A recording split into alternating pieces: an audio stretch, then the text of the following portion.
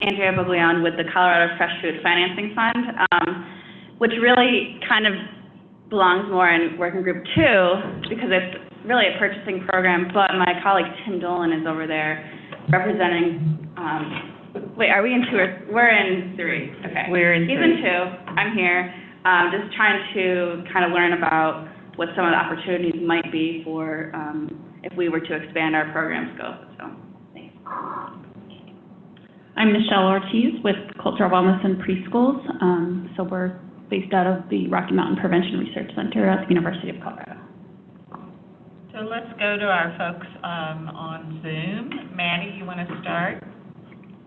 Yeah, this is Maddie Keating. I'm with the Natural Resources Defense Council, and I'm working on our Food Matters project.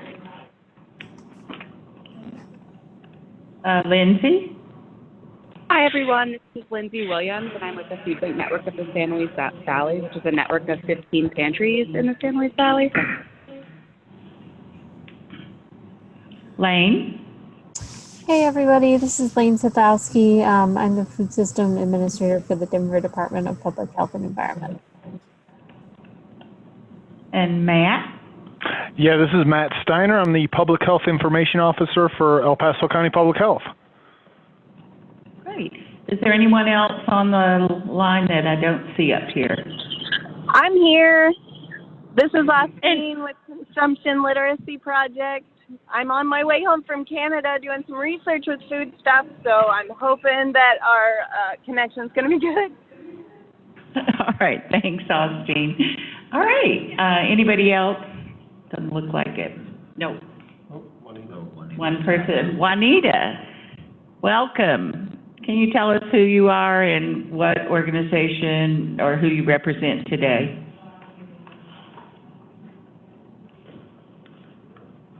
She might still be getting on the audio. Okay. All right, we'll come back.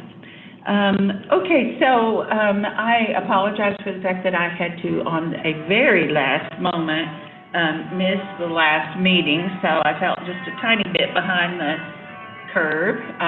So just 10 minutes ago or less, I asked Lindsay, since she was here, if she might just give us all a little quick overview about what transpired and why we're here in this room today.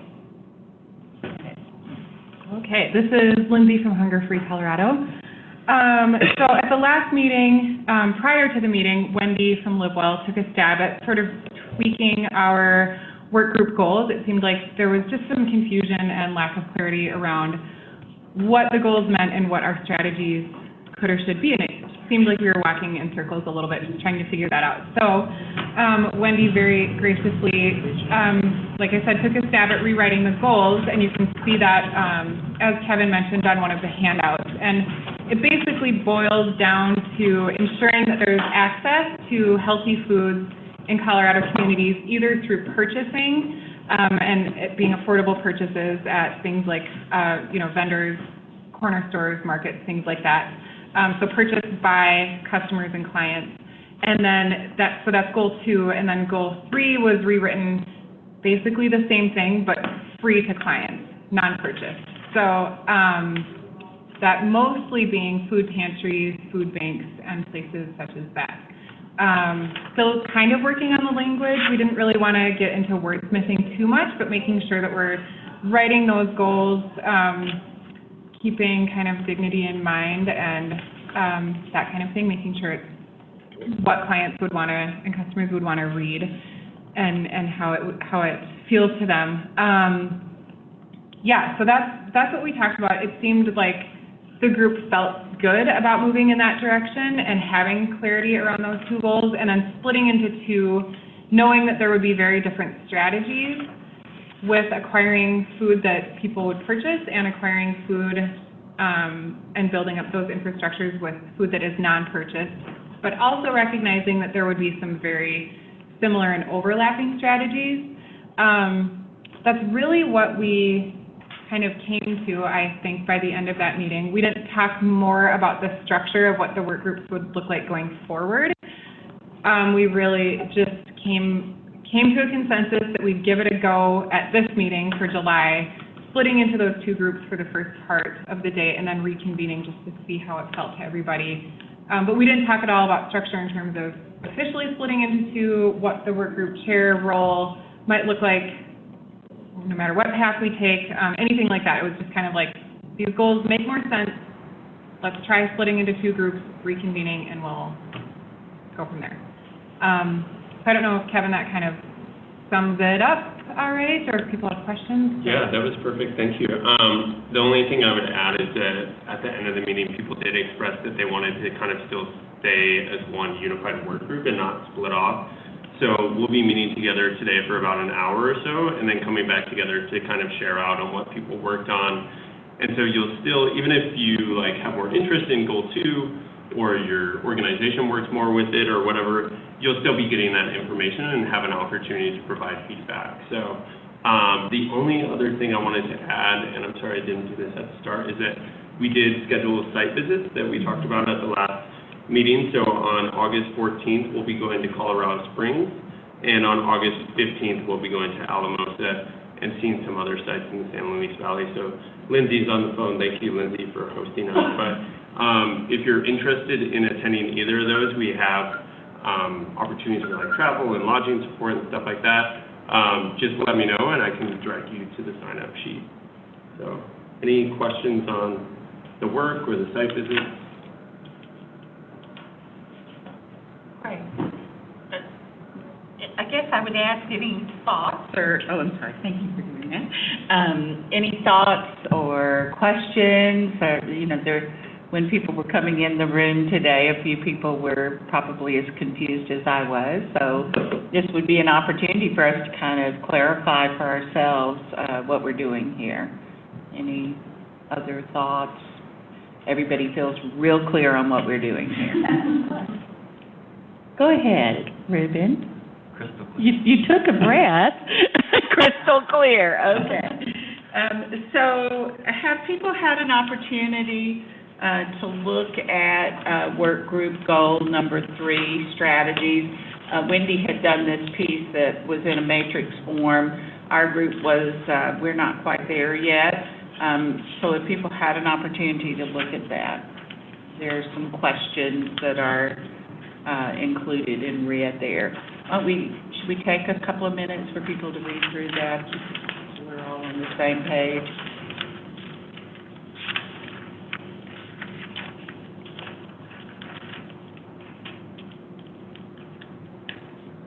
Do people on the call have access to this information? I'm Yes. very much. Okay. Yes. So if they're not on the, just on audio, then they can see this, right? Yeah, I did.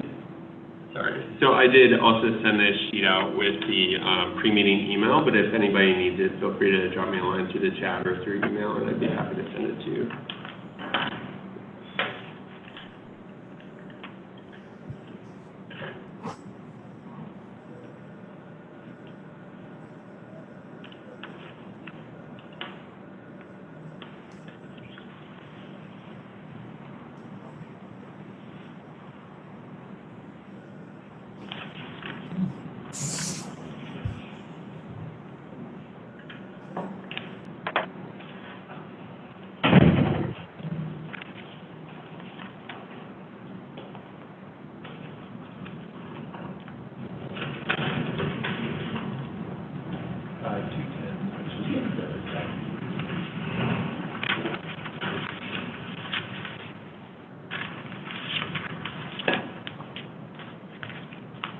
Okay, let's go ahead and start with the first bullet, redistribute food.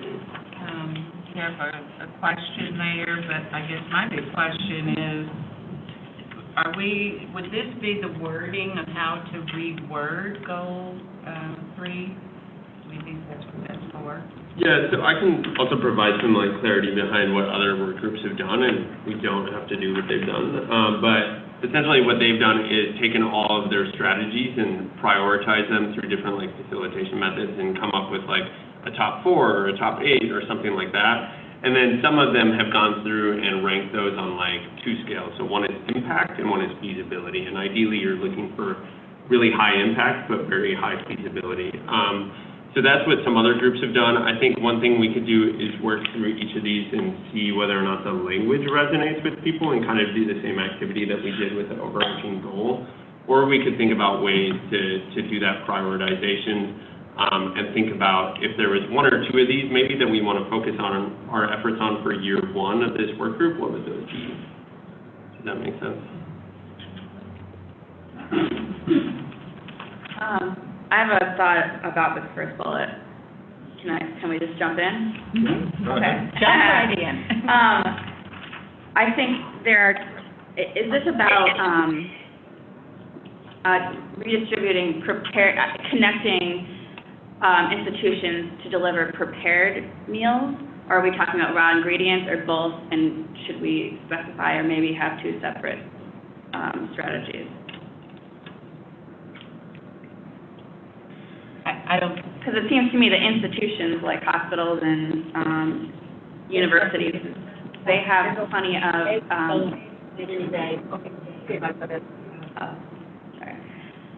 They have excess prepared meals from their cafeterias and catering services, so that seems like a really important thing to do, to connect them with food pantries. But is this also about raw food ingredients? I also have a thought. Go ahead. I just want to piggyback on that. I think it's important to distinguish what you're looking for, because there are different rules with food safety about what certain food pantries can accept from institutions like that. And so, like donations of raw produce, raw ingredients is going to be something different than like prepared foods or, like a big bag of cheese that's been opened, so. You were going to say something, Lauren. Yeah, I think from the food bank perspective too, I feel like we've already kind of, as a network, nailed down the raw ingredients part in terms of sourcing those items and getting those from retailers and that sort of thing. And retailers have gotten better with their markdown program, so that donation stream is shrinking a bit. And so what we're finding now from Feeding America overall is that they're encouraging us to move towards more of these prepared food partnerships and figure out how to safely bring those foods in. And so, I mean, obviously I haven't been part of this conversation in the past, but I would think that this should be focused more on the prepared food, because that's what we haven't had much success getting yet. And with some of these institutional food services, they are preventing that with internal rules. Like with the hospital we work with, their cafeteria is completely unwilling to save any of that and donate it to us at this current time. So I think that's where the barriers are for us in terms of this type of access right now. And so why is there not a need to focus, or less of a need to focus on the raw foods coming? We're just already sourced, so Feeding America has strategies to source those. So if it's a direct donation from a manufacturer, like an Overrun or something like that, we already have access to that in the food bank network. And then if it's from something like a hospital, they're not typically going to donate us their raw ingredients, because they're purchasing those specifically for their use based on their forecasting of how many units they're going to sell or provide to patients and that sort of thing. So they don't typically have excess raw ingredients that they are donating, but they have excess in terms of prepared food. So in terms of raw ingredients, we're picking those up and as our food banks across the country from retailers and things like that already, but not these institutional food providers just don't donate that type of item. Does that apply to, would you say that's the same thing from Metro Caring and Food Rescue? Yeah, so I think the group that I would just name as some of the experts in this is We Don't Waste, so Arlen and that whole crew. So Metro Caring, where I'm at, we pick up prepared food items from the airport, as well as We Don't Waste drops off, and sometimes it's prepared foods and sometimes it is pallets of carrots that weren't used at the Pepsi Center during what, so that is happening. So I think that the resident expert on this might be We Don't Waste, who we could call in for this facet of the conversation. They come to us, I think, 3 times a week right now, with excess, sometimes raw foods, sometimes prep foods from large catering events. Sometimes, I don't know if they're working at hospitals yet. Yeah. They are. We're partnering with We Don't Waste. Yeah, so I think this is happening, and they could help. And they also do community food distribution, so they'll work with an organization like Metro Caring, but I've seen them in the parking lot at Focus Points, and they do the community food distribution as well. The only thing I'd say is that's Denver only. You know what I mean? It's not reaching the rest of the state at all. So that's, yeah. I was going to see if Lindsay in Alamosa on the phone, if you know of anything in your area that's similar to that. I'm not sure if anyone here is on the Western Slope, but like what Lauren said, that We Don't Waste is very metro specific and not something that I'm aware of that's happening in other parts of the state. Right, yeah, there isn't anything like that. I mean, we personally go around town and we'll pick up from, from retailers and do food rescue on our own, but there isn't like an entity or an organization that like specializes in that in this region. I would add to the conversation, I know there are like 4 rescue organizations, like Boulder Food Rescue is one. I work in the northeast part for the foundation, so they don't do all that We Don't Waste do with schools and other things, but they do some of that. And for me, when I read this, it says institutional to food bank.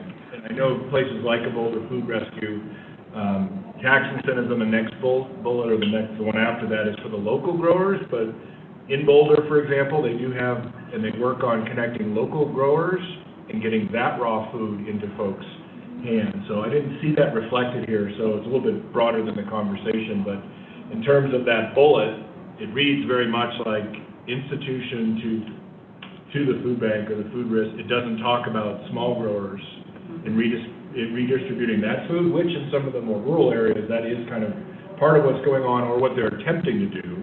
Among the Eastern Plains, for example, in Holyoke or Haxton, they're trying to get Sterling, they're trying to get people to grow locally and provide that. So I would just add that as a thought to that bullet. And that,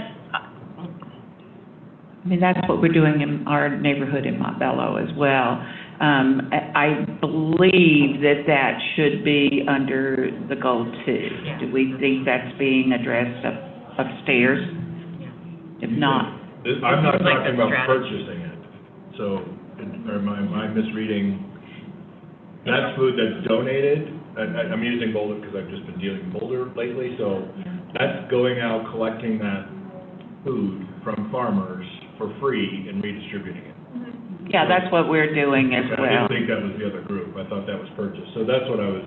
Am I misreading what you were saying? Well, I think no, I agree with you. It's not anywhere in this sheet of paper. So, okay. And it is something that, again, from our community perspective, we're trying to create capacity in the community to grow food and to connect, 10 miles down the road with farmers in farming communities. So, I'm not sure. What do we do with that? It just seems like, to me, in this case, there'd be flexibility to have it on both strategies, potentially, and, that's what I would say. So what I'm doing right now is just trying to make a list of gaps that people are kind of identifying, so I'll add that to our gap list. What about donated food from local farmers into the food system? Helen? I have a quick question about process right now. I just want to make sure I'm on the right track. So we'll go through the bulleted points, and then we're going to prioritize. These are the 3 things that we really want to tackle in this group. Is that correct? The 3 are or whatever, or the number of some number. Like they have, should we okay. keep this as a priority? Keep as is. I love that. So I guess the thing that I would name is We Don't Waste is just working like Denver metro area, so there is an opportunity there of like they've figured out how to do that with large institutions like hospitals and like different catering events. So that is something that like if maybe we can make movement on that if that was a need that we are hearing from the rest of the group is outside of Denver metro. What would this look like, and is there an opportunity there? To replicate and use that best practice. Is everybody around the table familiar with this organization, We Don't Waste? Okay, all right.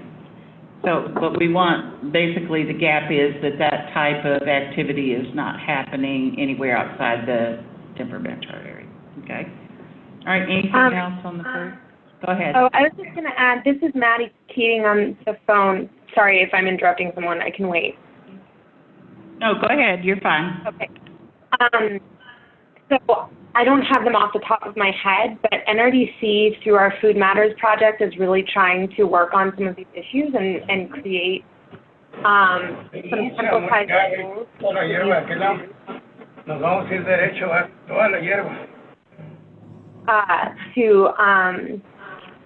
the cities can use to reduce their food waste, especially between institutional food services.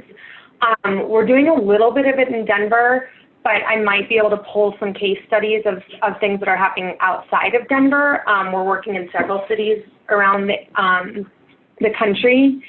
And I think I sent it to this group at the very beginning, but we have a kind of report on some of the recommendations for this, and we're trying to fill some of the gaps through the Food Matters project. One of the things that we're really trying to focus on is getting education out for handling of that food in collaboration with health inspectors' offices, which I know is a little bit outside of the scope of probably this group. But we're in this space and happy to, have conversations about some of these needs as part of Food Matters as well, and what partnerships need to take place. Okay, great, thanks. I would just say to add there, I think what Kyle was saying is redistributing donated food. If you look at that second little circle there, great. And then I also heard something, and then Maddie just reiterated about food safety rules and how to make sure that those policies are clear and put in place and followed among hospitals was an example that somebody gave, so that we're not like redistributing an open bag of cheese. Does that need to be up there, food safety procedures? Yeah. Okay. Just for those of us not in the know, what is like the number one reason you think that, like you mentioned the hospital that was really hesitant to participate in this? What's their hesitation? It's always liability. That's what I was just going to say. Always. Yeah, it's more liability than food safety. Yeah. Uh-huh. Well, they don't want to be liable for somebody who gets sick, is Right. that what you're saying? Mm-hmm. Yeah, public Safety perception. part of that, right? Right. I just It's want more be to clear. protect themselves than anything else. Yeah, and this is happening in some places around the state. Like, I don't just want to be clear, it's not absolutely not happening anywhere. Like, we're picking up from CSU some and from some local restaurants. It's just not on the scale that it could be, basically. So it just needs to be scaled up with best practices and things like that. So. I think another thing that food pantries and food banks face too, when there's donations from institutions that are large, raw foods, they can't repackage them unless, so I think Karen Share in Colorado Springs has a repackaging We do thing. too. You guys Yeah, you do have to too? have a specific Yeah. USDA room But, that's inspected. Right, but not all places do that, and Right. food pantries don't. So if those raw food donations if they come in like, a 500 bag pound of cheese, you have to repackage that, and that provides some barriers too. Right, we run into that all of the time. The college here at the end of semesters or before spring break, those sorts of junctures in the year, they reach out and have us pick up what's left over from their kitchen. But I would say about like 60% of the stuff that is donated from them is not stuff that we are actually able to distribute. So it's sad. So. This is Lane. I don't want to, it's hard to tell if someone in the room is talking at the same time. I don't want to, get too much into immediate next steps since I know we're thinking more about long-term, but I did want to just offer that we also through the program that Maddie mentioned through NRDC's food waste work are going to be doing a training for hotel and sort of hospitality types of providers around food waste and donation and safe practices and procedures in early September. So if anyone knows of groups that are interested in that, I can share the invitation to that with the group. It is primarily aimed at hotels, but I think there's a lot of synergy for some of these other hospitality institutions who might be interested in participating. And Lane, this is Kevin Warner. If you would like, you could share that directly out with the group, or I'd be happy to share it for you in the follow-up email, or some of you might have noticed we now have a Blueprint newsletter. So if there's anything that you want to share across all 5 work groups, or 4 work groups, in the Governing Council, feel free to send it to me and we can have it included in that bi-weekly newsletter. Maybe we add hotels to this list of institutions. I wanted to jump in. This is Austin with Consumption Literacy Project, and we've been working with one of the schools in Montbello and kind of bumped across a spot where in the cafeteria there's a lot of fruit that comes out in boxes that they're not able to hand out, and that we are thinking about trying to figure out how to utilize that kind of food that's still good but could be preserved maybe.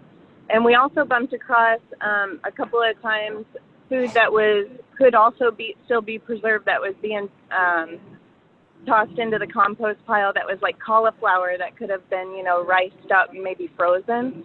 And so we've been talking about organizing something where we do food preservation. So I don't know if there's a place for that, but just to get back to that time-old habit of how we preserve food even might be interesting. Okay. Great. Well, in the interest of time, should we move on to the next bullet point? Let me go back and ask this. I think the answer to this, do we know how many and where these partnerships already exist? We seem to know them anecdotally, but I don't know that we have a good handle on where those partnerships exist. There are a lot of Denver people around the table today, but so is this something that we need to try to put together that's part of our asset mapping? Okay. Great. So let's move to the second bullet, support the financial feasibility of increasing local foods at food pantries, improve and extend current state tax incentives to local farmers who donate food, and increase healthy food pantry grants for procurement. All right. And the question is, do we need a policy change? Is there already a sponsor champion? Who are the grants from? Do we actually know this information? Do we have tax incentives for farmers? Okay. There is one that I'm aware of called the Charitable Crop Donation Act. I think it sunsets in 2020. A couple of years ago, is that right? Yeah, but I think it's a low cap. It's we have heard that it's a lot of red tape and it's a little bit cumbersome for farmers, and there's also not a lot of knowledge out there about it. But I think it's $5,000 is the cap. With all the work that it entails to do it. Right. People are like, for that much. Yeah, and I think it passed in 2014 or 15, so it's only got a year or two left. And I know Hunger Free Colorado was involved with that, and I was not here at that time. So I'm sure we'll be looking at it, and I think in conjunction with LiveWell on what could or should be done with that. But I'm not in the policy department, so I'm not sure what the timeline is for that or where any conversations around that are. But so that's the one, the tax incentive towards farmers, the only one that I'm aware of. Okay, it's a 25% tax credit for the wholesale value of the food they produce and donate. Right, with the cap of $5,000. Right, okay. We do also currently pay some fees to farmers for processing, picking and processing through the Feeding America network. So it's an incentive for, if they have excess food, that helps pay for that activity to take place as well. Where are there places where food banks get grants? Feeding America does grants, and then we any other nonprofit apply through a variety of other foundation sources. So locally, what would those foundations be? Well, for us specifically in Northern Colorado, people like Bohemian, obviously the city grants, things like that. It's More or less, it's built into other proposals you're submitting and not necessarily a direct grant for the food bank. Well, we have grants to purchase food, but I mean, there's a wide variety, so it's hard to say. I mean, about 30% of our funding comes from grants, so they're all over the board what activities are. Somebody else started to say something.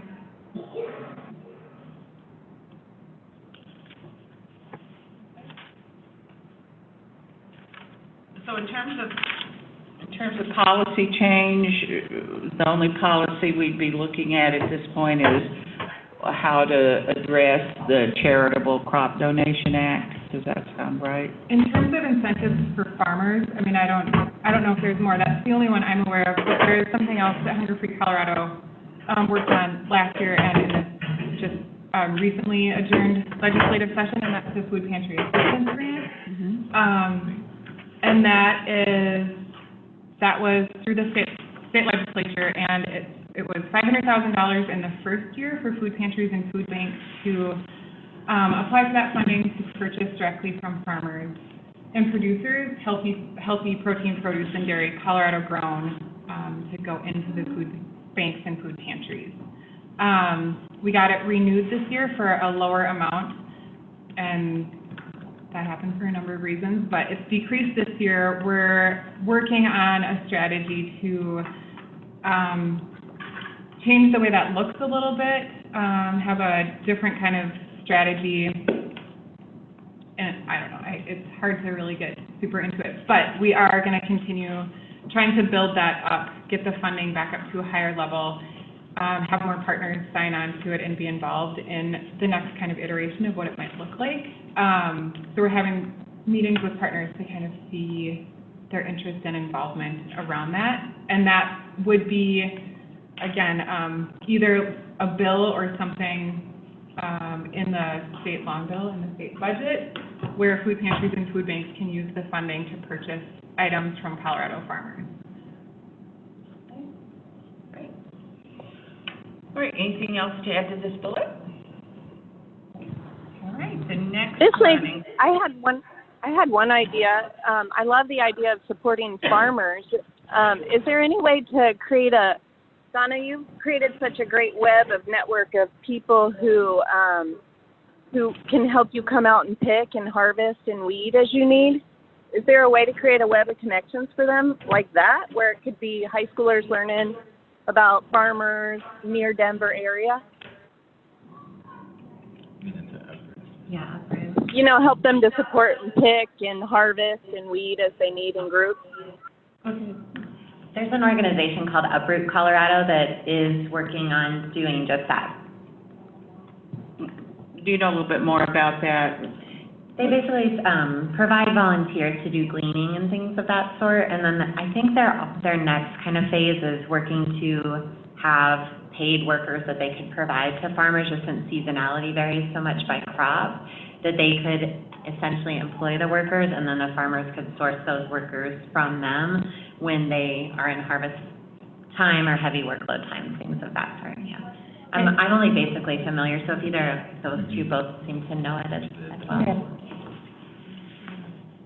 I was just asking if they're statewide or kind of where their main areas, and I think... No, they're statewide. They're statewide. They've actually done a lot of work out in Western Slope, and they got a grant. I feel like it's Garfield County. Did you work out there? And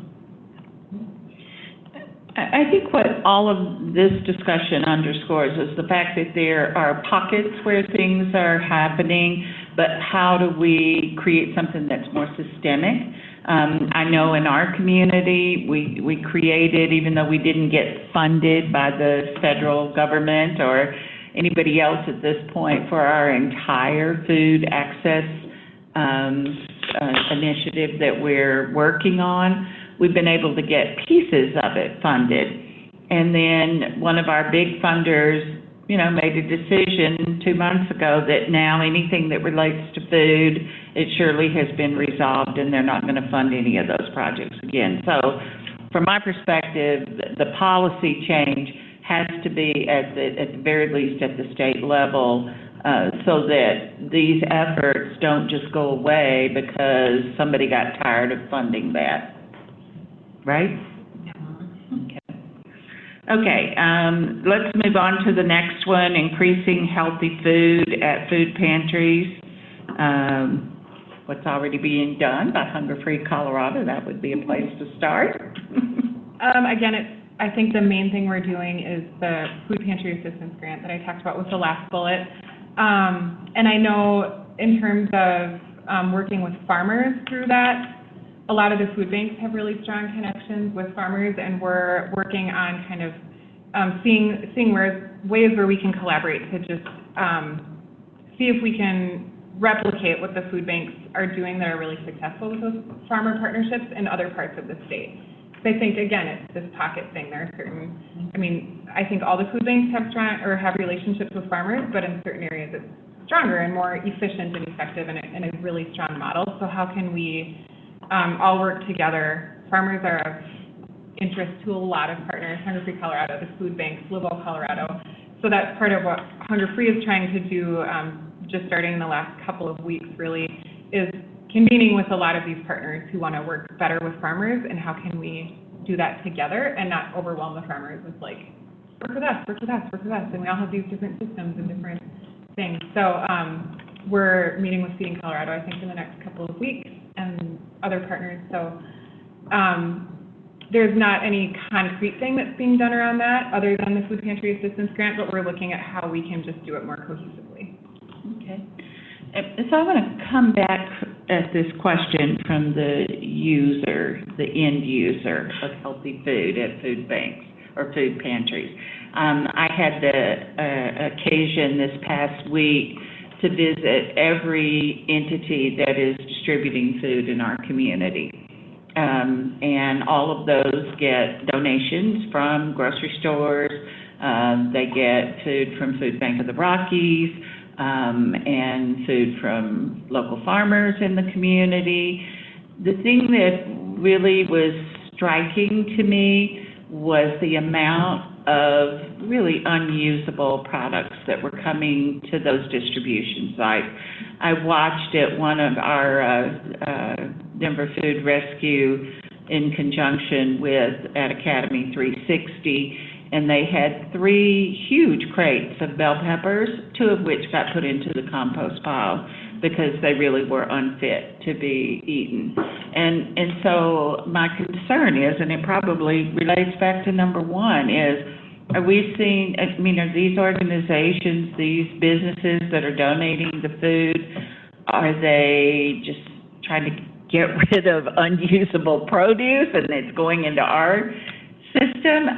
What is behind that, and how do we? Yes, I agree that there's the expiration dates don't always apply, but in a lot of cases they actually do apply, and I think it's unfair that we're putting that food before people and telling them. Spoiled meat even in some cases coming through the food bank. I'd say in most cases, we have an army of volunteers that sort through those things before it gets put out with an intent to minimize that. But yeah, obviously any retailer that can sell something for profit is going to do that before they donate it. So, we do get stuff close to dates, or, eggs that have half of them cracked in a carton, and then we have volunteers repackage all of those. So, the workload involved in getting the food to a presentable state is substantial. Yeah, it definitely isn't happening at the point at which the food is leaving the donated or the place. They're doing nothing. No, they are. Nothing, they're right. just dumping it all in boxes and grocery carts and giving it to our drivers when they pick it up. There's no sorting or anything like that usually happening, unless something is, broken or spilling, that type of thing. Then they'll throw that away. But otherwise, no. Right. So go ahead, Helen. I feel like I could just like soapbox it for a moment. I am curious though, in terms of policy change, I think we have like really gotten ourselves in this mindset as nonprofits that do food redistribution work that is our responsibility to essentially be like compost systems for these larger entities also. And there hasn't been, as far as I can tell, really this movement of what does it look like for Whole Foods? What does it look like for Walmart? What does it look like for these different groups to actually pay the folks that are picking up?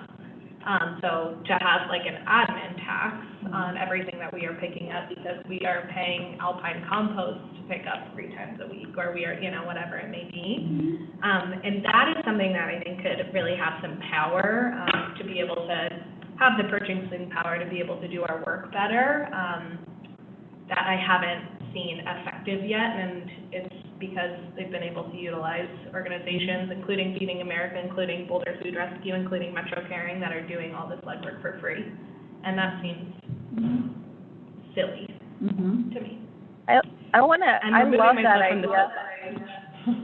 I wonder if we called it I wonder if it was like a compost, fee, and then it looks good on their end. They can say, look, we even we not only donate, but we also participate in, the extension of the compost of the stuff that isn't good.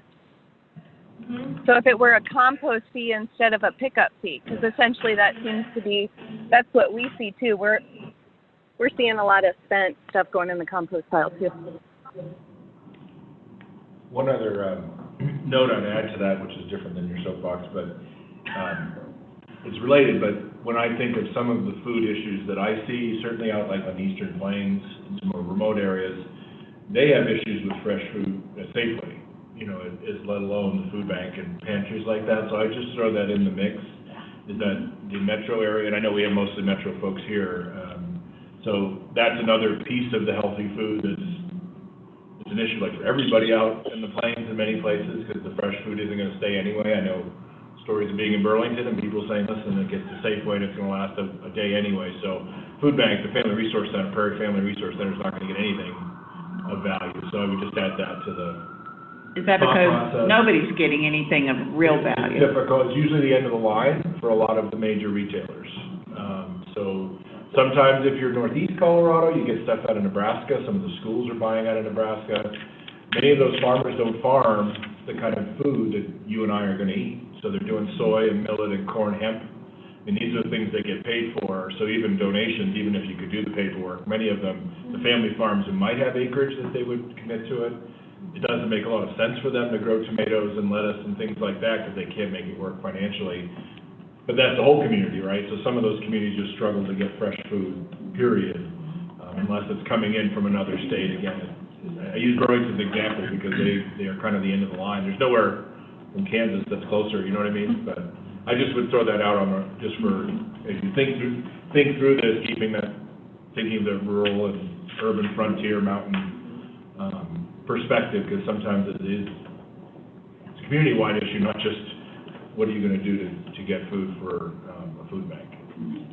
I want to ask a question to Lauren, kind of tying into what Helen was saying. So my understanding is that Feeding America has national contracts with a lot of these grocery retailers.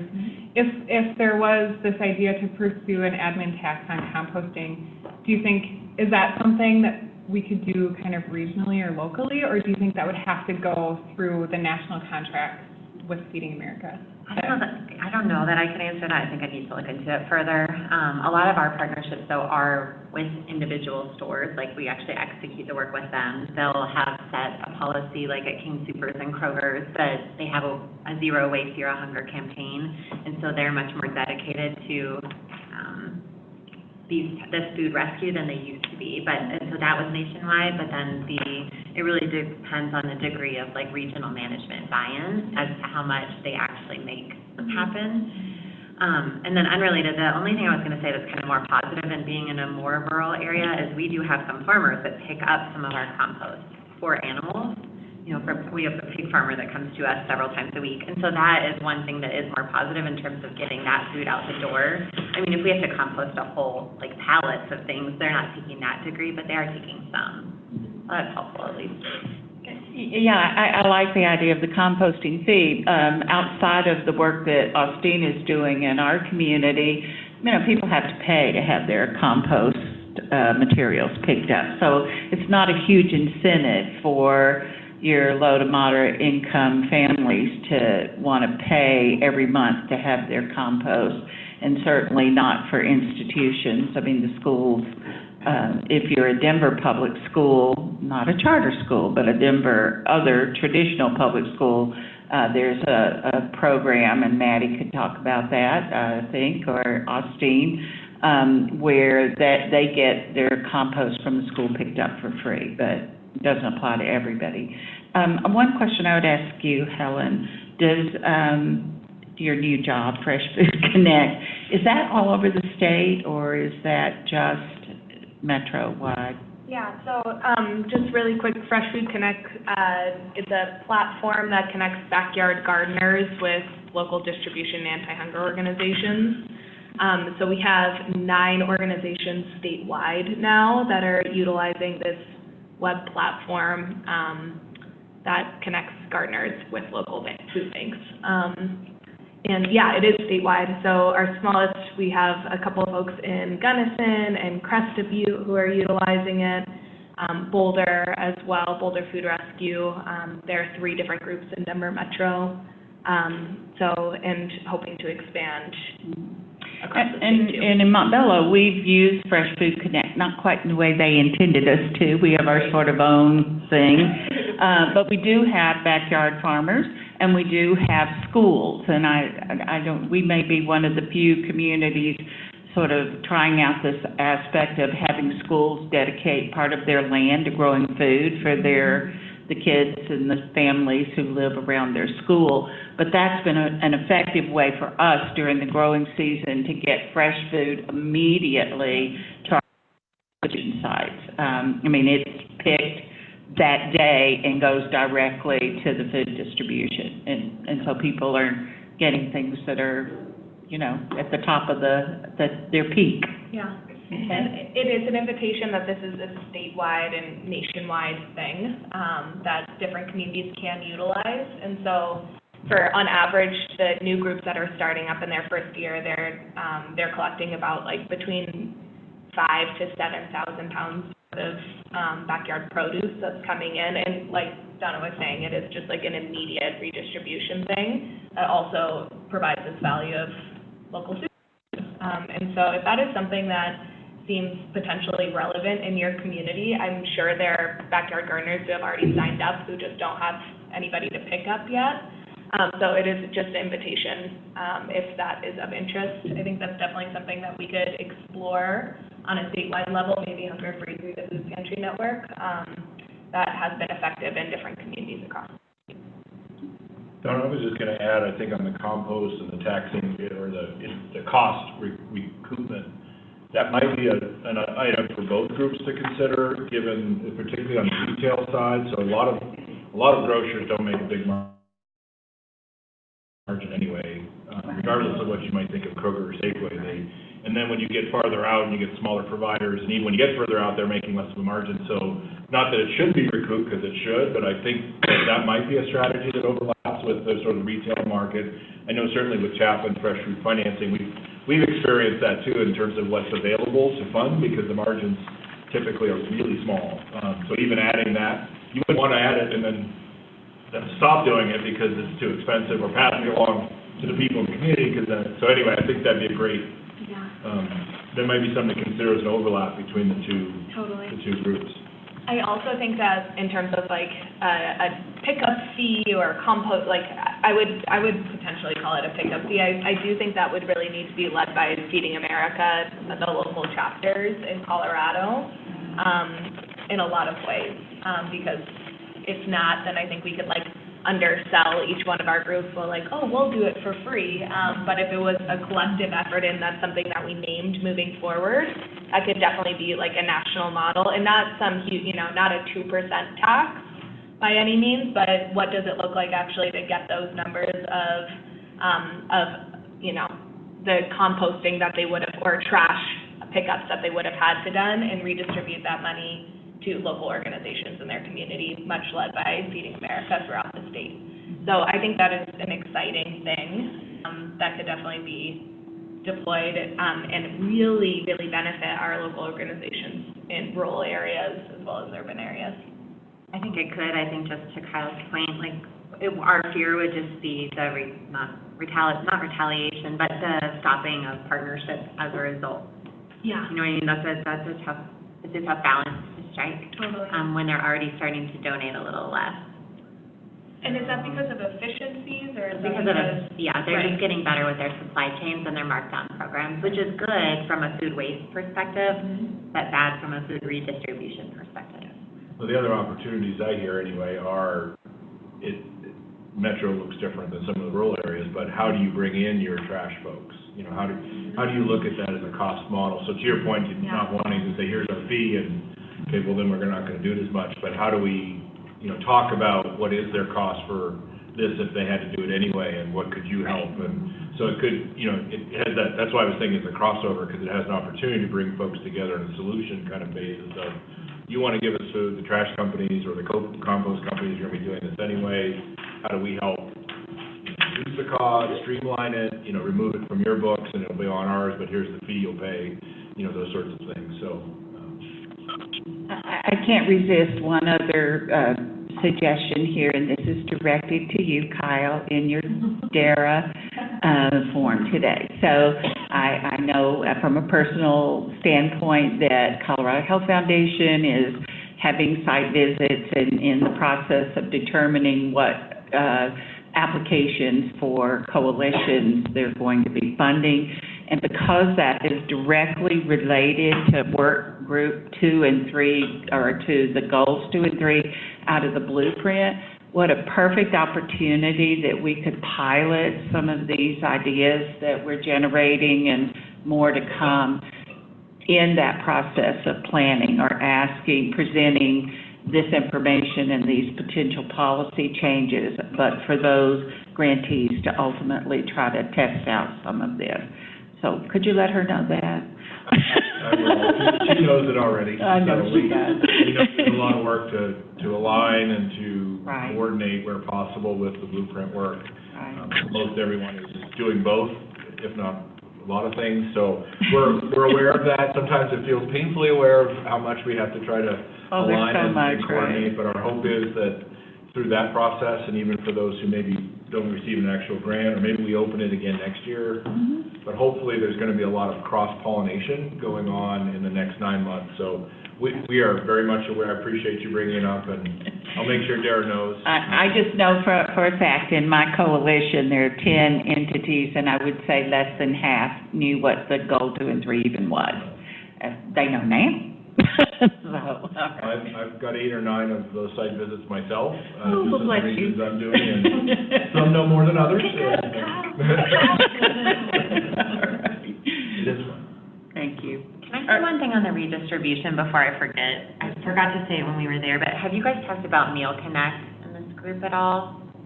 Okay, so Meal Connect. So Feeding America has you reminded me when you said that, but they have a platform called Meal Connect that connects donors, these types of especially prepared food donors, with organizations that can pick them up. And there's some food banks are using it to varying degrees, but one thing that's happening now is food banks are starting to, and pantries, utilize a larger volunteer base to actually do more of those pickups, because we just don't have the driving staff a lot of times to add on a lot of pickups to our operations.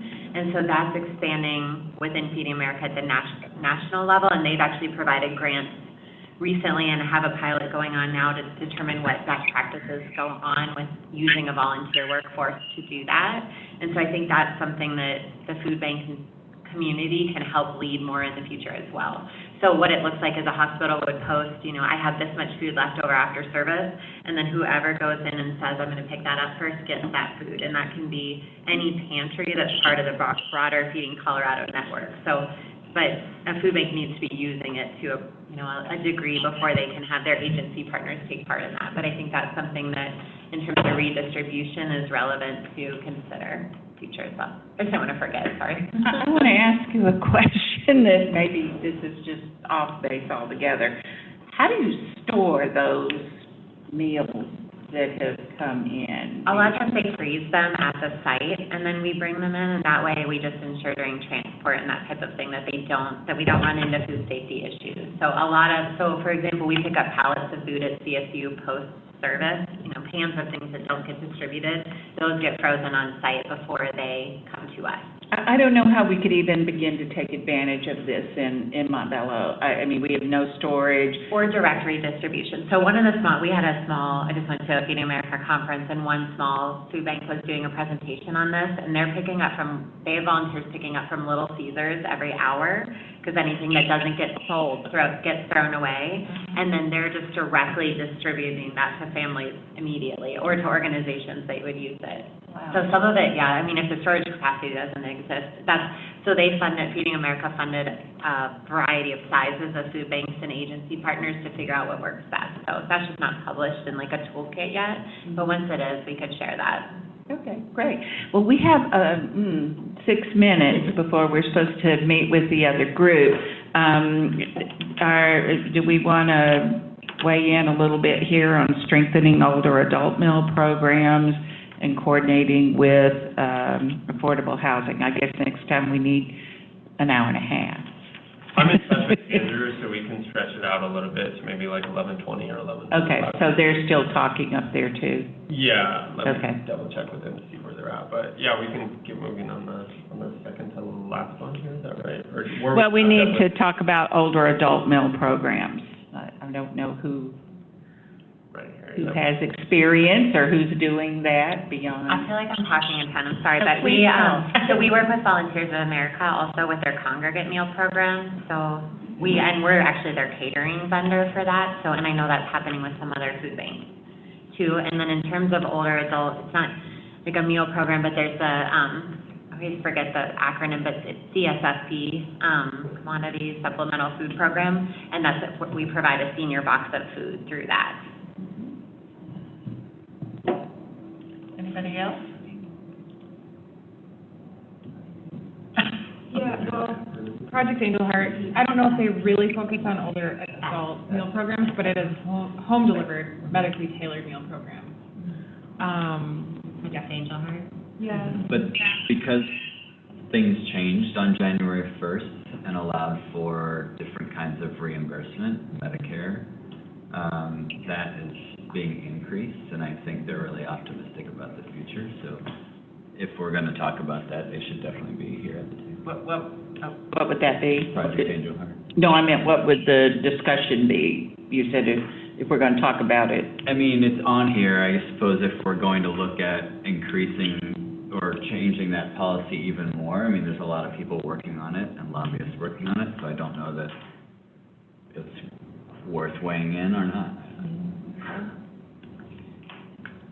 Anybody else? But Kyle, you seem to have a little bit of a pulse of the rural communities. Very little bit of that. Oh, okay. I live in unincorporated Jefferson County, but that's not really rural, so I can't do that. Said Burlington, I thought. I cover mostly Northeast, so for me, it's Adams, Aurora, Broomfield, Boulder, and then out to all 3 state lines. So that's why we go everywhere.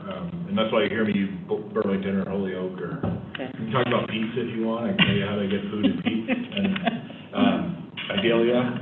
But what I was going to add is some of the senior meal box programs. I would use Burlington again as an example. Prairie Family Center is a resource center there, and they are the hub for delivering those as well. So maybe having enough of an understanding of what's out there, because that's how I read those questions. I don't know enough of the financing exactly about. They finance that. Most of that is a federally financed program, but the other one I was going to mention was Project Angel Heart. So we funded the pilot of that project. Was medically tailored, and I heard the same information, is that there may be opportunities under Medicare to improve that. It'll look different in rural areas, obviously, than it will here in the metro area. But they are, I guess what I would say is oftentimes they end up being distinct. So older adults being able to access food.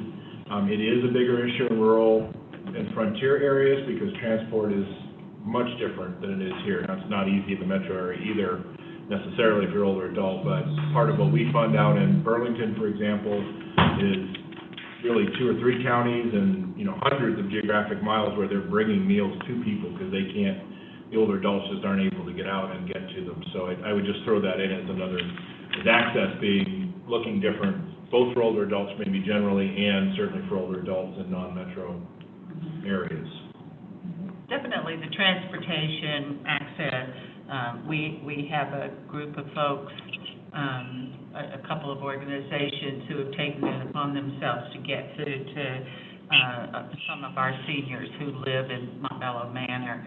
And they go pick them up, but not everybody can, leave wherever they're living to get. A lot of churches do senior luncheons and that type of thing, congregate meal sites at the churches. Well, the big issue we hear from our conversations with our elders is that, well, it'd be nice if we could eat every day of the week and not just 2 days a week. Right. So I think that's something, even Meals on Wheels doesn't deliver on the weekend. So what, folks just go hungry for 3 days until there's food again. So if that's a problem for us in Montbello where there's plentiful resources, how much more is that a problem for people who live in a very isolated community? Okay, anything else? You were going to say something, weren't you? I just, yeah. You can have a soapbox, Helen did. Right, I was timing Helen, so I'm going to use the exact same amount of minutes. I just wanted to reflect back as we're wrapping up, so the vision says affordable and healthy. Our goal says I think it's supposed to say nutritious, it says nutrient. And then we have a currently being fleshed out definition of healthy, and I realize that's pretty controversial and everybody likes to define that differently. But I just want to point out that our goal is specific to nutritious and healthy. And so food waste, the conversation around food waste is not really the answer to our problems. And I just want to remind us all that maybe that's not our focus as much. NRDC has done some amazing work around increasing the efficiency or reducing food waste in general, and they have papers and they have great connections to that.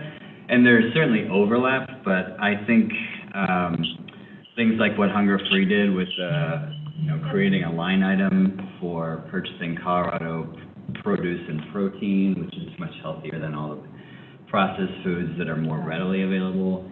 I think for me, and coming from a healthcare bias, I realize that you can disagree with me, but I'm more interested in that conversation, especially knowing what a strong presence we have in NRDC doing food waste specific work here.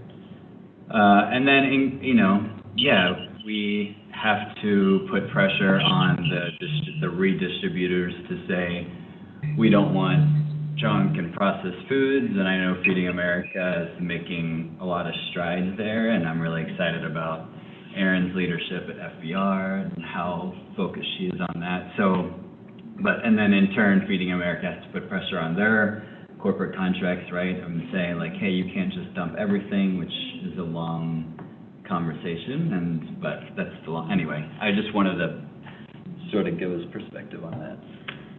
That's all. On my soapbox. I will say Feeding America is also moving, like you said, they're redefining what they call foods to encourage, which are those healthier items. They're working on redefining what that looks like and how to measure that as a network as a whole. And I might get these numbers wrong, I'll have to go back and look, but in terms of how that's changed over the past 20 years, it's gone from something like 62% of food distributed to over 70 in those more healthy food categories. So obviously bakery and things like that, stores love to dump on us. It's just reality of it. And either you take everything or you take nothing from them. So we'd rather have the 70% than zero. But Feeding America is working on continuing to define that, and they're also having conversations with payers about defining their own terms for medically tailored meals, as the food bank network will, I'm sure, be moving into that with the changes in CMS rules in the not so distant future. So this is Sharita on the phone. Hi, Sharita. Hi to everybody. Sorry, I had to jump on late. But I know I'm hearing an echo. Is my phone too loud? A little loud. We're turning you down in here, though. Yes, turn me down. You know, I got a lot of volume. Okay. All right. Hello, everyone. I just wanted to chime in and say that in terms of the access as well, I had some conversations with some of the East Colfax area. I work with some of the residents there as block captains, and they too were looking at a couple of things, which was one was how many people are actually participating in, and I'm not going to get the name of the program right, but it's a program that the convenience stores can participate in that helps support them getting the fresh fruits and vegetables and things into the smaller convenience stores in the areas that don't have grocery stores. And from what we have discovered so far, there's very few that are actually involved in that program right now. And so we were actually kind of trying to look at, figuring out what, if there were barriers, if it was a matter of convenience stores not knowing how to get involved with the program and figuring out how to provide some type of technical assistance to actually help them to access the program if it's something that they qualify for. And then the other thing was they're really interested in having some more conversations with the fast food restaurants in the area to talk about sort of their community responsibility and sort of how that looks and how they can be a contributor to some type of access to, if it's not healthy food, actual physical activity engagements. But we're kind of trying to look at, because they have so many fast food restaurants in that particular corridor, and there rumors of them trying to introduce some more, how do we sort of utilize fast food restaurants to curb some of the things? Obviously, I know it's sort of a double-edged sword, but to curb some of the things if they're going to be in the neighborhood to contribute to it. So I just wanted to add those two things. I know that in the rural areas, that's not necessarily as much of a solution, because there's not as many small, just small mom and pop or small gas stations. But for that particular area, that's one of the things that they are looking into trying to work on as far as access. Right. All right. Thank you. So our Group 2 subgroup, Workgroup 2 subgroup, has just joined us.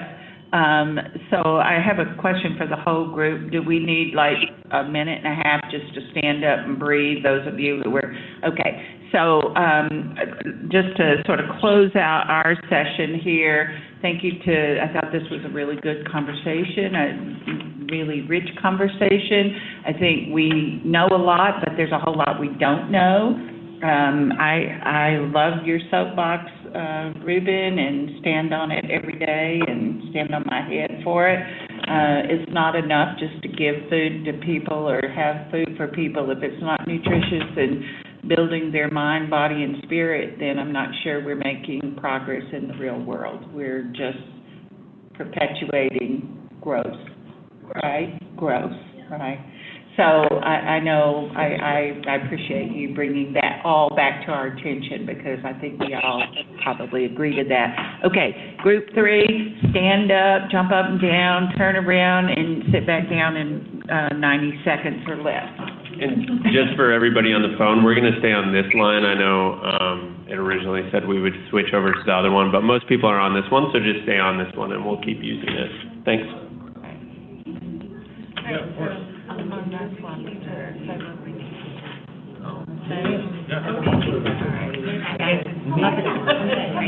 I realized when I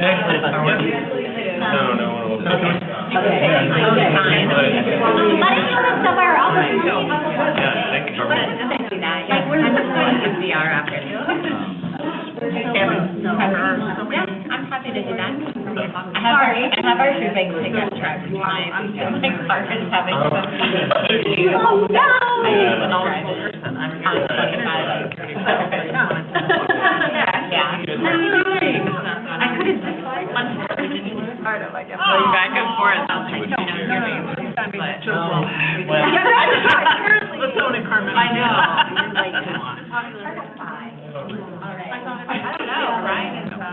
Oh, really? It's for adults? Yeah, for adults. Oh, no way. For adults. I don't have that yet. Speaking out is. Speaking out. Oh, thanks. Oh, yeah. No, I have a 4-year-old. Oh, so. Really bad. I did that.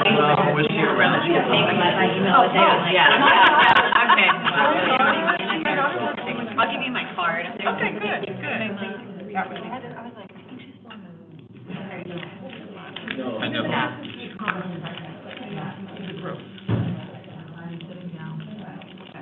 Yeah. Yeah. So. And we have somebody involved in she's gonna. I don't know. And you know what I have. Yeah. Go down to the road. Yeah. Well, my mom was always like, super involved. She was like,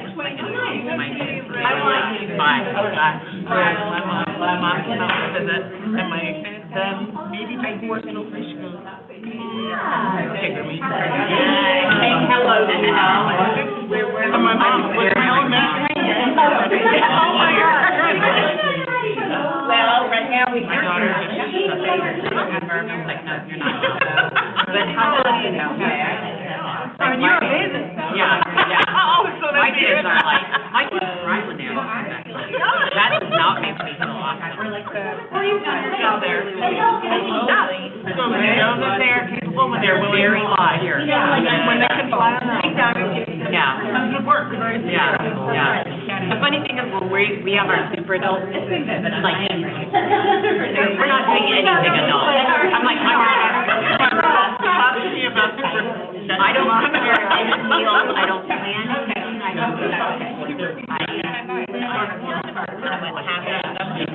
Like, it's going back to me, like, kind of. I'm real proud.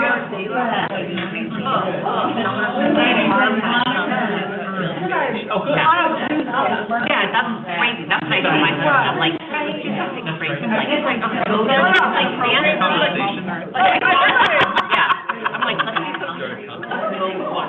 There's actually a bunch of other, like, something really. Yeah. Yeah, that's right. I know. Yeah.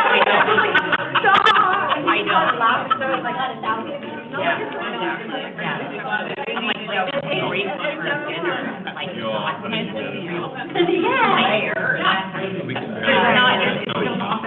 I introduced him. Really means like, when you burning back, it's calling back. I mean, yeah, I'm happy. What's your rated R? Like, that's loud. Yeah. Every person in my house is like, let's get back. We have less than 30 minutes, so we'll get back to work here. Yeah. I want to turn back in your trees in there. Sorry, I got the image. Oh, that's okay. Yeah. Okay, so let's ask our compadres in subgroup 2. Wendy, who did you say was going to report? He's not in here. Andrew's not here. Should I report? Please. Okay. All right. Okay, so do you want us to, how about I just go over like, yes, and if there's a little slight change, I'll just note what it is. Do you mind using the mic too, please? Oh, right, sorry.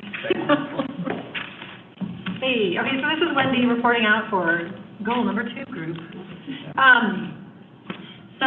Just one slight little note too, we need a little verbiage and under the goal number 2, but we will deal with that.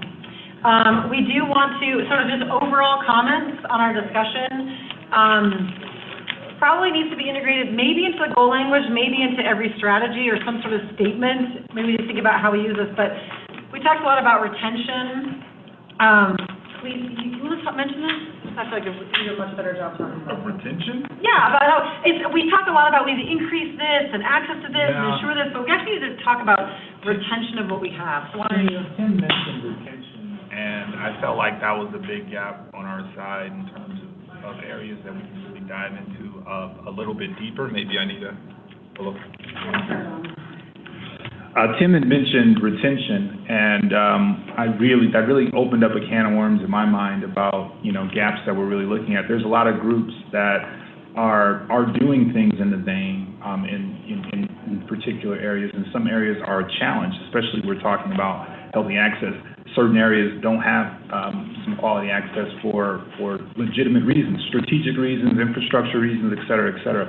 And so how those communities deal, we're talking about new kind of pipes, but existing pipes do need to make sure that they're, sort of stored up, especially over time when you think about some of the challenges that can happen or that have happened. I think about communities like Globesville in particular that have, a strong degree of challenges, and they have some food sources out there that kind of weather those storms. And so I think that that's an area that we can kind of look into, better ways of supporting existing access models that are doing, that are working kind of in the same vein that we're already trying to figure out ways to kind of get other areas to kind of work in. I think that's an area we can dive a lot deeper into in general. So take that as sort of like just a caveat as we look at this, we're going to maybe need to rethink the language a little bit. It's not just like, expand more, we need more food hubs, we need more corner stores that accept Wix, whatever. Actually, some of it is going to be about same maybe strategy, but also about that, let's really support the ones that are already doing this and doing this well, but they're financial, there might be something tenuous about that in the future that we need to secure. So, and then the second overall comment, we wanted to just perhaps maybe give some feedback to the governing council to address at some point is, this came up at the last meeting as well, but we feel like there's a whole slew of more sort of food systems oriented strategies that maybe look at more sort of the production side of the supply side that just don't fall really anywhere under the blueprint language and the 5 goals as written now. So just sort of as a note to the governing council, we would like them to address how the blueprint addresses and doesn't address some supply side issues, whether it's like, because we want to talk about more people growing community gardens or more people being farmers, like we just didn't know where to put any of that, so it's not in here. Okay, so back to the strategies, and this is not going to be, Kevin, I'm sorry, this is going to be like, we're going to have to follow up on a lot of the wording here. But the first one, we're keeping it, but the first one you see up here is really going to focus on more of like sort of the existing conventional broadline, mainline distributors and sort of working within the sort of conventional distribution system where there's a lot of potential innovation opportunities though to work with the Cisco's and the US Foods, and those are maybe already distributing into communities, both urban and rural, but could be redirected, could be doing more cooperative work, stuff like that. And then we're adding a second one right under this that's more specifically about leveraging local food hubs and local food distribution networks and connecting them more to urban and rural communities. Is that good? Team, will you just totally interrupt me and come off? Okay, I missed something to add. So, and the next one is the same. So the delivery one, which is more about actual delivery to individuals, we're keeping the same. The next one is about transportation. We're going to be broadening a little bit, so it's more about integrating food access into transportation planning. So we're integrating access into, say, transit hubs that already exist, as well as ensuring that transit routes, whether it's a bike lane or a bus or whatever, are actually connecting people to food vendors in the planning process. The next one about stopping with authorized stores is the same. The next one around that about incentives, we just clarified that this is about increasing incentives for individuals to purchase nutritious foods. So we do have specific rewording on that. This isn't about like incentives for food vendors themselves. This is actually about putting incentives in the hands of the consumer to purchase more nutritious foods. And there's a lot of different ways that could look. The next one is around funding and financing for food supply chains. That's the same. We said, yeah, we're including all these is the answer. Yes, to include everything we're saying, by the way. We didn't eliminate any strategies. The next one is around nutrition education. So what we'd like to propose is, we don't have great language, we had an incredible conversation, we don't have tight language yet. But somehow this is huge. The nutrition education piece at Where Colorado's Access Food is a massive tent. So what we'd like to talk about that we feel like is important is that this is really building upon community leaders, community-based partnership to integrate and bring in nutrition education that is responsive to community leadership and to community needs. There's no one size fits all. There's a lot of different ways, skills and assets and ways this could be done. Am I getting this? Yeah. Okay. So we want to capture that in the strategy itself. And what we'd suggest is that this strategy be written in the exact same way under both goal 2 and 3, if you're cool with that. Say that again, Wendy. That we want this under your goal 2.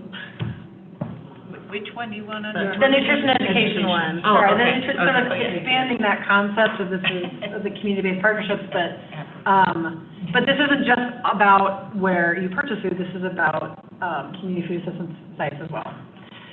And then we are accepting our additions. A couple of us added in some more, which we all liked. Yeah, we made a few tweaks to these, but nothing real significant. We really wanted to keep the focus on institutional purchasing and procurement, since so many of our institutions actually feed and provide so many critical calories to so many Coloradans.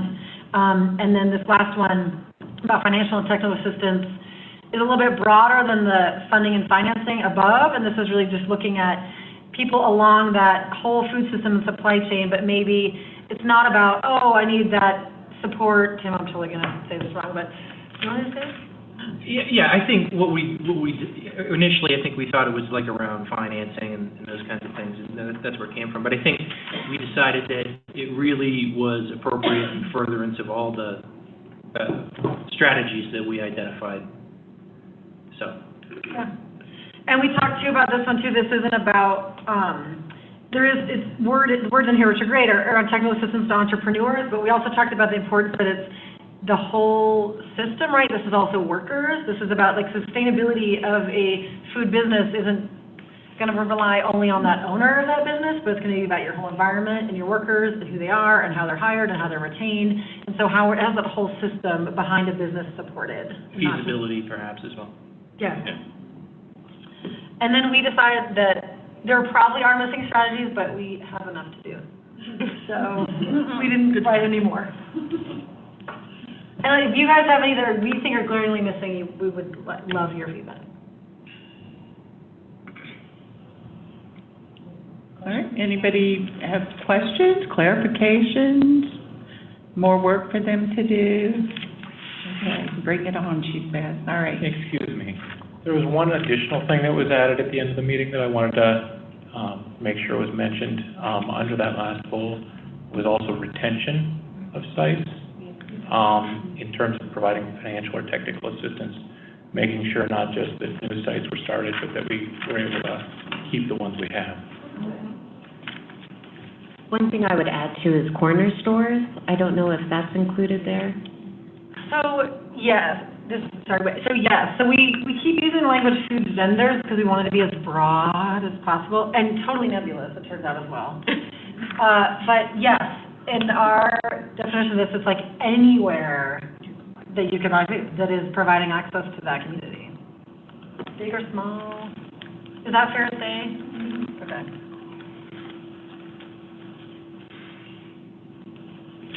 Okay, great. Shall we move on to goal 3? Let me just say a few words, and then Kevin's going to really flesh this out. We didn't have a little matrix already to work with, so we were a little bit all over the board. We did go bullet point by bullet point with goal 3 strategies. I think it is curious that we ended our conversation, so we happily accept your addition to our work plan around nutritious food. That was, we ended our conversation with how important it is that the focus is on nutritious and healthy food, not just food of any sort. So we'll turn things over to you so you can kind of describe what we did. Yeah, and I would say we focused a little less on rewriting these and more about kind of what existing programs are there. What are some barriers to these, and then what are some potential solutions? So for the first one about redistributing food, We talked about increasing partnerships, and we added a couple of partners here, which are hotels and caterers, and then and how we take food from those and get them to food distribution sites. So let's see. So for Denver metro area, we identified one expert on this, which is We Don't Waste. We talked about adding in redistributing donated food from small growers as well. And we did, I know Lauren talked about, there's a big emphasis on that there's probably more of a need for prepared food versus raw foods at this point. As far as reducing waste, we talked about ways to preserve food. It could be through freezing or other methods. Some barriers, we want to ensure that food safety rules are clear and followed. One example was hospitals and ways to reduce liability. So part of that is through repackaging. There's a lot of people power that goes into sorting through food and taking out what's spoiled or ruined.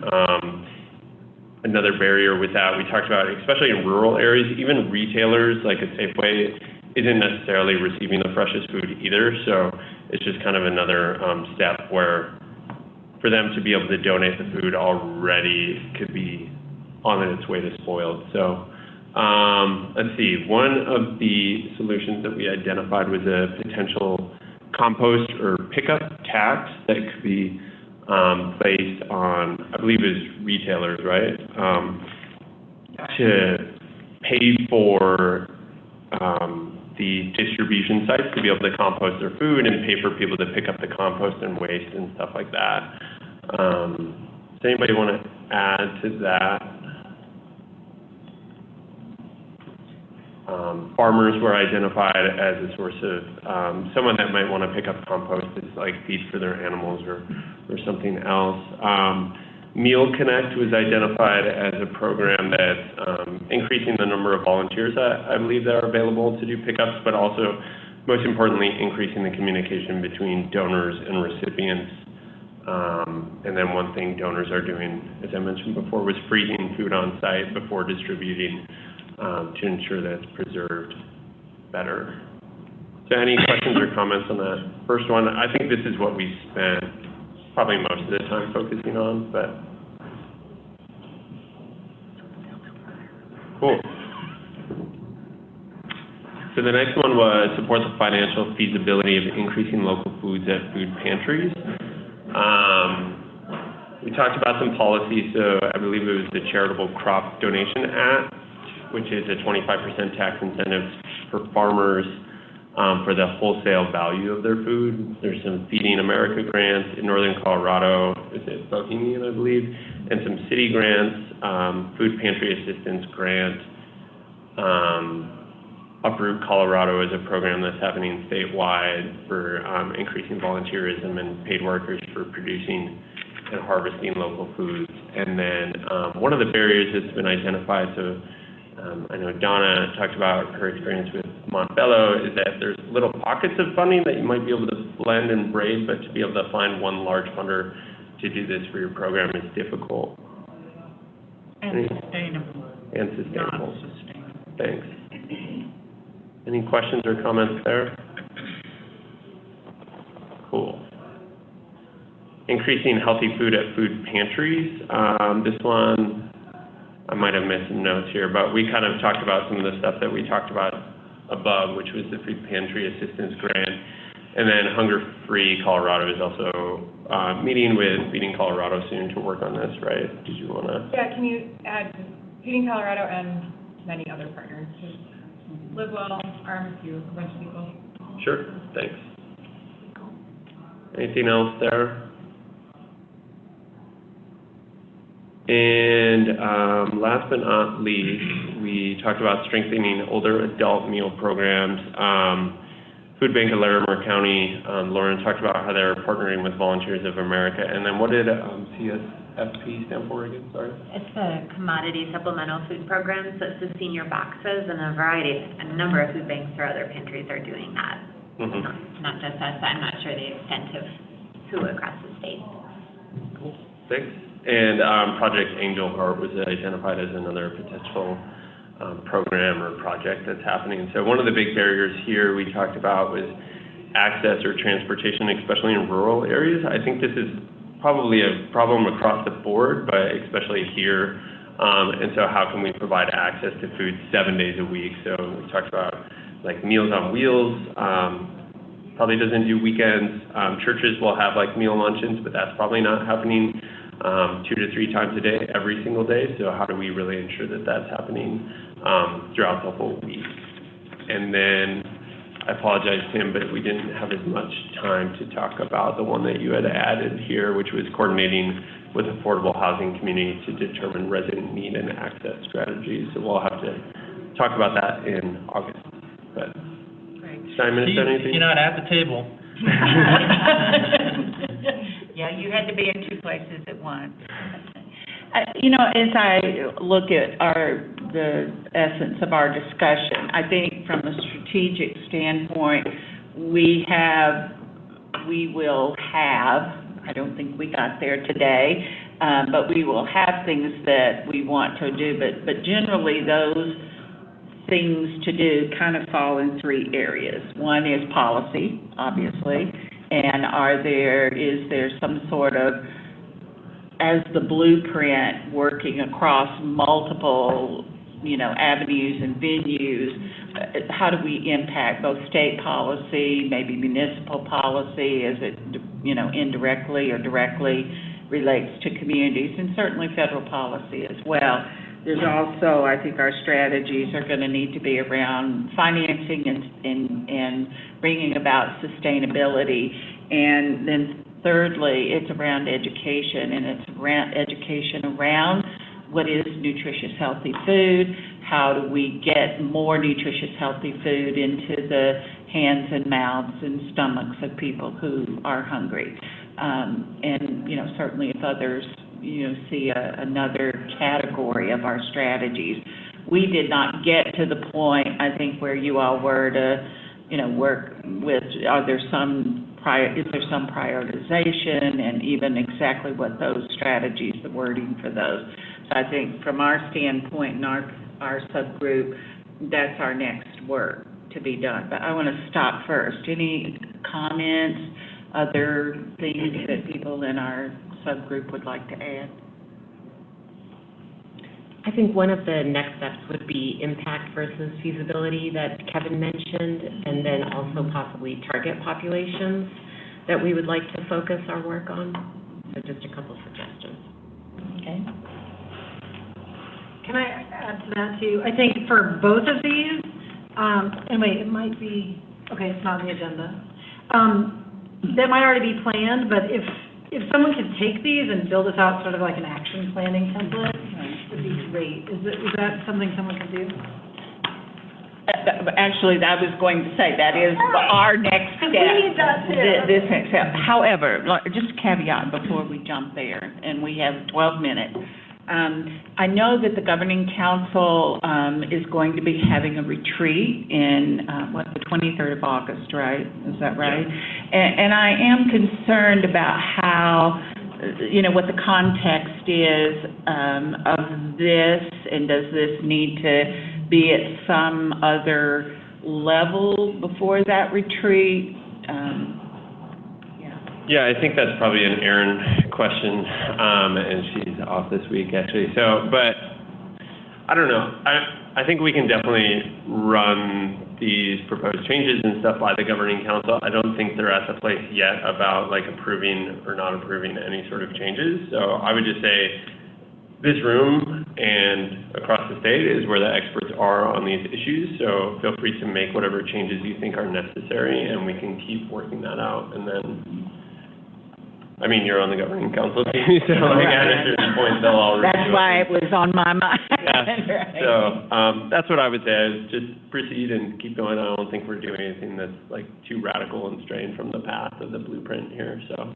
And we are scheduled for an August meeting for Workgroup 2-3. Is that correct? Yes. Yep. So that's not a month off or something. It's August 28th. Okay, the 28th. So I guess come back to Wendy's question. Who among us is willing to take a stab at putting these into a a revised structure. Okay, don't raise your hand. Is there, or does Trailhead have like a solid template and process that you use in other processes that we can just give us a template? Yeah, absolutely, and I wonder if, so I know Donna, a couple months ago, you had put together kind of Yeah, I have that, right. a draft work plan as well, so maybe that would work too, with some adjustments. Yeah.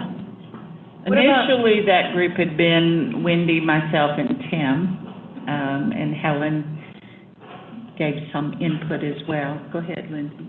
What about, as Carmen mentioned, the impact versus feasibility, or both, saying, I know other work groups have been really excited and happy with having a facilitator come in to have that discussion. I know in particular the SNAP-focused work group felt like that was really successful, and I feel like if we can flesh that out, the impact and feasibility components, that can really build up an action plan at the same time. Mm-hmm. Yeah, that Gina Fabraro from CDPHE, I believe, she's been working with us on some of the other work groups to help them through the process of prioritizing these different strategies. So that was what they did. They initially went through an exercise where she gave everybody a virtual dollar, and then you could break that out and place bets or whatever on which ones you thought were most important. So if there was one strategy here that you thought was incredibly important, you would put your whole dollar on it. If you wanted to spread it out, it would maybe be a quarter or 10 cents here and there. So that was how the Increasing SNAP and WIC work group identified their top 8, and then at their last meeting, they had kind of a chart where up in the top right was like high impact and high feasibility, and then they placed it around on that chart based on where they thought it was. And then the only other thing I would add to that is that even if something's high feasibility and high impact, we need people here in this work group that are interested and willing to work on those. So it's kind of a combination of that impact, feasibility, and the people power that we have at the table here to be able to make something happen. So we could certainly bring Gina into the next meeting if that's something you all are interested in going through that process. Yeah, that'd be great. But that still begs the question of who's going to put this into a template. Yeah. I mean, we can't spend $1 if we don't know what we're potentially spending our dollar on. Yeah, and our staff can work on taking these notes and refining the strategies to get them into what you all talked about today. Is that, does it make sense that we would have that ahead of time so that we could say make these changes, or we didn't see this piece that we wanted, and then have Gina facilitating at the August meeting? Yeah, definitely. We can aim to get it out within a week of the next meeting or so, if that works for everyone, just so you have some time to review it. So, and then once you get here, it'll be they'll all be on the wall, and then you'll be able to go and vote on each one or whatever. So it's dollars and cents rather than little red dots. We can do either one. I think that the dollar one was neat because you have more flexibility versus like having the dots voting, but No, I think it's a great idea. So you think you all can have that to us in a week or so? Sure. And then give people a time certain to provide any feedback to you all? Yeah, absolutely. We can do feedback, and then we would do the voting itself during the meeting, I think, so. Okay. Does that work for everybody? People are okay with that approach? Yeah. All right, thumbs up if you're okay. Thumbs down if you hate it. Any sideways, like you can live with it. All right, we're good to go. Right?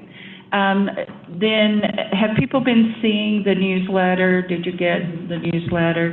And so if there are things that you would like to contribute relative to our work, 2 and 3, I provided some information before, but I don't need to be the only person. We're a committee. So if you have things that you'd like to add, I would say send them to Andrew and or Kevin. Then can you reiterate what we need to do relative to the site visits? Sure. So I sent out an email, I think it was a little over a week ago or so, with information and a sign-up form for our August site visits, which are August 14th in Colorado Springs and August 15th in Alamosa. The idea is if you're available on both of those days, the site visit in Colorado Springs will end around 3 o'clock, and that will give people the time to drive to Alamosa, stay the night, and then have the full day there. But you're more than welcome to just go to one or either of the days. So if anybody needs that email resent to them, just let me know. I'd be happy to provide it. I had a deadline of this Friday, but I think that can be a little bit flexible. In September, we're planning site visits to Grand Junction, that area. Kind of spacing on what day that we had. I think it's September 11th is the day that we decided for that. It would be an all-day thing. Probably people would go the night before, stay the night, and then we would end around 3 o'clock for people that drive back to the metro. If you're coming from outside the metro, we can be absolutely flexible on lodging. And then September 20th, I believe it's a Friday. Let me see.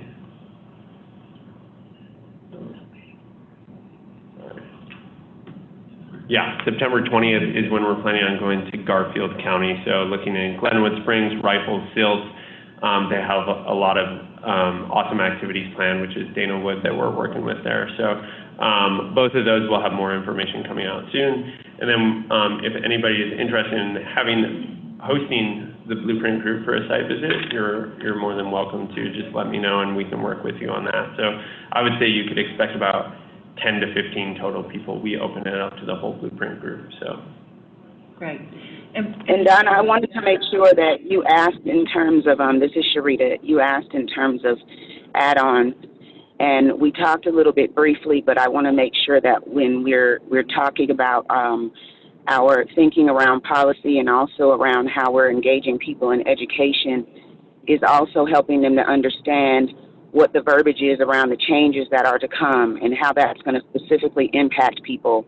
Because when I sent out the information in regards to the proposed rule changes for the SNAP program, people were totally confused and they don't understand the language, and so I'm trying to make short cheat sheets and things for people to understand, and I feel like that's something that we have to be focused on because a lot of our efforts have been around how do we strengthen that program, and that is going to, that input process is going to come and go really quickly. And so if people don't understand the language, they're not going to get engaged.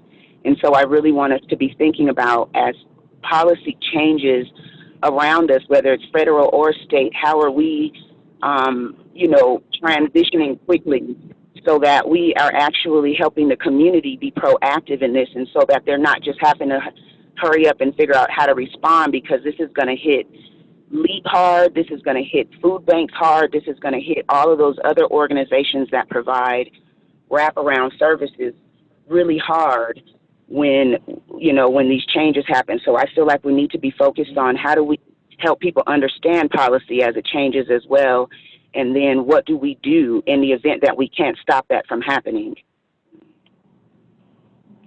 This is Lindsay from Hunger Free Colorado, and we have an action alert that we sent out on Monday around the BBCE SNAP rules proposal change.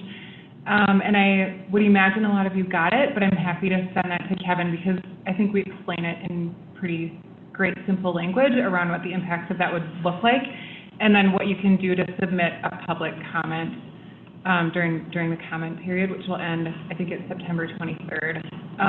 So I will just send that to Kevin again to make sure he has it at the top of his inbox, and then we can send that out, because I think that's a really great place to start with that. Great, thank you all. So again, I sent that out. What I'm stating is I think that we need to make sure people are educated on the language, because the problem is not knowing the date of the deadline. I've already sent that out. What I'm stating is that people do not understand what it's saying, and so then they're not understanding how or why they should get involved, because they don't understand how it's useful to them. And so what I'm saying is the education is not just on sending out the email. It's also on how are we having the conversations with people and actually getting involved ourselves at having these meetings with them on how do you actually give your input, because from what I'm reading, they're asking for some specific suggestions on the input that they would like to receive, which doesn't seem very community-oriented. It's more focused on how organizations' process is working in terms of how they're determining their eligibility. And so what I'm saying is if this is something we're asking community to get involved with, that's impacting them, then they need to understand what their role is in that, because it's not clear. It's not clear when you go to the survey. And so I have absolutely received all of that information and have forwarded that to the community, and this is the response that I'm receiving. Okay. Go ahead. Thank you for that. I'll maybe talk to our policy director and see if she can connect with you on how we can make a better fact sheet or something that's more community facing and friendlier for people that are out in the community that it's confusing for. Thank you. Okay, we have 1 minute left. Kevin, I would ask if you would please send out the information about the site visits one more time, just so people are, and if we can have until Monday to respond as opposed to Friday, that might be helpful. Certainly, yeah. Right. Again, thank you all for being here. This was a good conversation in our separate groups. I think I don't know right now, should we be in separate groups again next time, or start out with a full group and then see if we need to split out? Any quick thoughts about that? Yeah, I would just think about if we're doing like the voting, would you all prefer to be able to vote on all the strategies that we talked about today, or just the ones that were within your specific group? Because I know some people had affinity for both work groups' goals. I'd like to spend my dollar on all of them. Does that work for people? So we'll start together. We'll come together in our meeting. Thank you. Have a safe rest of your week, and see you in August. Thank you.